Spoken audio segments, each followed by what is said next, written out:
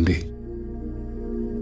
നിത്യയിൽ നിന്ന് ഞാൻ ഒഴിഞ്ഞു മാറാൻ തീരുമാനിച്ചത് ആന്റി നേരത്തെ പറഞ്ഞ കാര്യമില്ലേ, ഒരു പെണ്ണിന്റെ വിധിയോ ഗതികേടോ ഒക്കെ മനസ്സിലാക്കിയിട്ട്.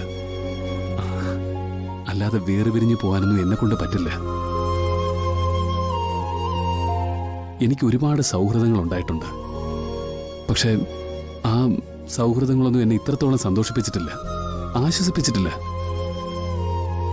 നിത്യ എന്റെ അടുത്ത് വന്നതിന് ശേഷം വേറെ ഒരുപാട് പ്രശ്നങ്ങളുണ്ടായാൽ പോലും അതിന്റെയൊക്കെ നടുവിൽ നിൽക്കുമ്പോൾ ഇതൊക്കെ കഴിഞ്ഞാൽ ആശ്വസിപ്പിക്കാൻ നിത്യ വരുമെന്നുള്ളൊരു തോന്നലായിരുന്നു എനിക്ക്. ഞാൻ അവളോട് സംസാരിക്കട്ടെ? വേണ്ട ആന്റി. ഒഴിഞ്ഞു മാറിയ കളത്തിലേക്ക് അയാൾ തിരിച്ചു വരുന്നുണ്ടെങ്കിൽ അതാരുടെയും നിർബന്ധം കൊണ്ടാവരുത്, സ്വന്തം ഇഷ്ടത്തിലായിരിക്കണം.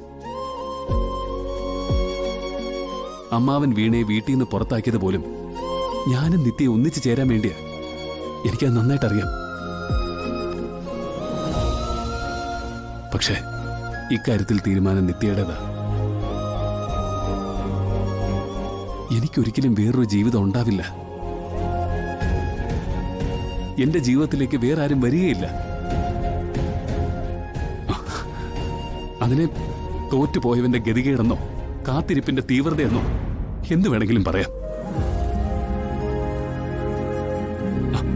ഞാൻ പൊക്കോട്ടെ ആന്റി. ഹരി, ഹരി നിത്യയോട് അകലം കാണിക്കരുത്. അതൊരിക്കലും ഉണ്ടാവില്ല.